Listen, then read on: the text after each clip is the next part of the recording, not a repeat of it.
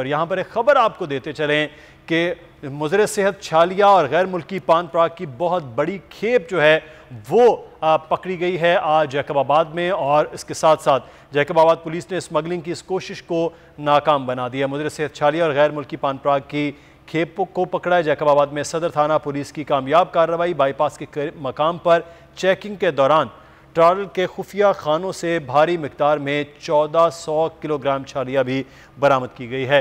इस वक्त हमारे नुमाइंदे मौजूद हैं जैकबाबाद से। इलाही बख्श आगाह कीजिएगा, इस मुताल्लिक क्या अपडेट्स हैं?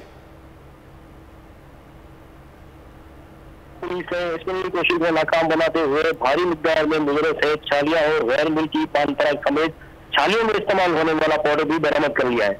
सदर थाना पुलिस ने SSP शुमाल रियाज मलिक के सख्त अहकाम बराए स्मगलिंग की रोकथाम पर अमल करते हुए शंबेशाह पुलिस चौकी के मकाम पर चेकिंग के दौरान एक से भारी मिकदार में 1400 किलोग्राम छालिया, जिसमें 200 किलोग्राम छालियों में इस्तेमाल होने वाला पाउडर और 50 किलोग्राम गैर मुल्की पान पराग बरामद करके 3 मुलजमान को गिरफ्तार कर लिया है।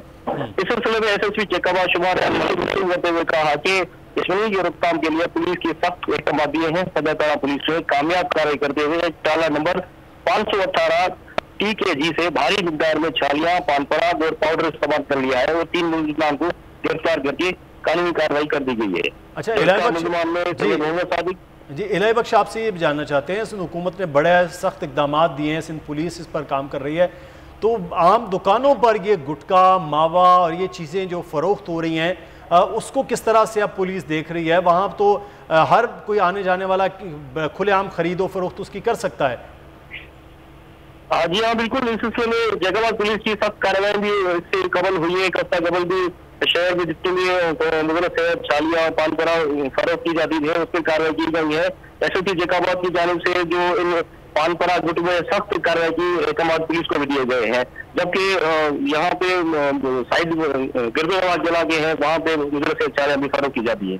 जी ठीक है, इलाही बख्श हमें सूरत हाल से आगाह कर रहे थे। ये जैकबाबाद सिर्फ एक ज़िले की बात नहीं है, पूरे सिंध के अंदर मामला है कि इस वक्त सिंध के मुख्तलिफ अजला में बाकायदा तौर पर ये सख्त अहकाम दे दिए गए हैं कि ये पान पराग का मामला हो, मुज़र सेहत छालिया और उससे ज़्यादा आगे गुटखा और मावा जो इस वक्त नौजवान नस्ल में जहर बन रहा है और बड़ी तेज़ी के साथ के चाहे वो ख़वातीन हो मर्द हो, उनके अंदर ये पूरी तरह से ये इसकी आदत बनती जा रही है, उसको फौरी तौर पर रोका जाए। और जहाँ से ये स्मगल होकर आ रहा है, जहाँ पर ये इसकी तैयारी हो रही है और आम दुकानों पर ख़रीदो फरोख्त हो रही है, इसको रोका जाए। इस हवाले से हम कल के प्रोग्राम में ख़ास तौर पर सेगमेंट करेंगे कि कराची में क्या इक़दाम किए जा रहे हैं, क्योंकि कराची में सबसे ज़्यादा इसकी ख़रीदो फरोख्त हो रही है।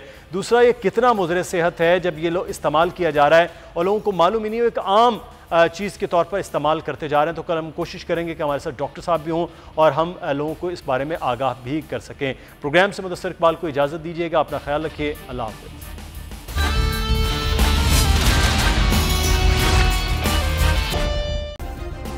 सब्सक्राइब करें और बेल दबाएं ताकि कोई खबर रह न जाए।